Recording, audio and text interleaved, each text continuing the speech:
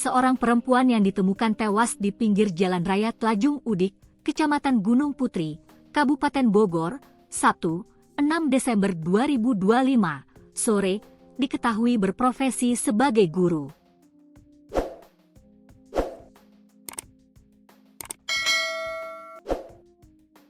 Kapolsek Gunung Putri Kompol Aulia Robi Kartika Putra mengatakan, korban berinisial A, 41, warga Kecamatan Mampang Perapatan, Jakarta Selatan.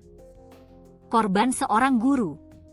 Infonya begitu, tapi di KTP IRT, kata Robi saat dikonfirmasi, Minggu, 7 Desember 2025. Korban ditemukan sekitar pukul 17.30 WIB dalam posisi telungkup di pinggir jalan, tepatnya di depan rumah bidan RT 02 RW 017, Kelurahan Tlajung Udik. Saat itu, korban ditemukan di samping sebuah angkutan kota yang terparkir. Polisi yang menerima laporan langsung mendatangi lokasi dan melakukan olah tempat kejadian perkara. Jenazah korban kemudian dievakuasi ke RS Polri Kramat Jati, Jakarta untuk dilakukan autopsi guna memastikan penyebab kematian.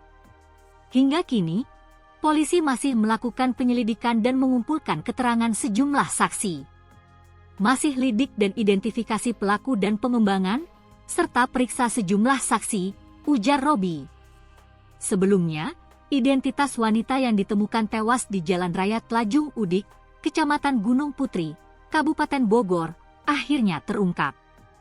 Korban diketahui berinisial A, 41, dan merupakan warga Jakarta Selatan. Kapolres Bogor AKBP Wiha Ardi Lestanto mengatakan korban telah dibawa ke RS Polri Kramat Jati untuk proses pemeriksaan lebih lanjut. Inisial A, korban KTP Jakarta Selatan, kata Wiha saat dikonfirmasi Kompas.com, Minggu, 7 Desember 2025. Polisi masih melakukan penyelidikan untuk mengungkap penyebab kematian korban. Tim masih turun ke lapangan, masih penyelidikan. Semalam Pamap Kapolres dan tim Inafis langsung turun ke TKP, ujarnya.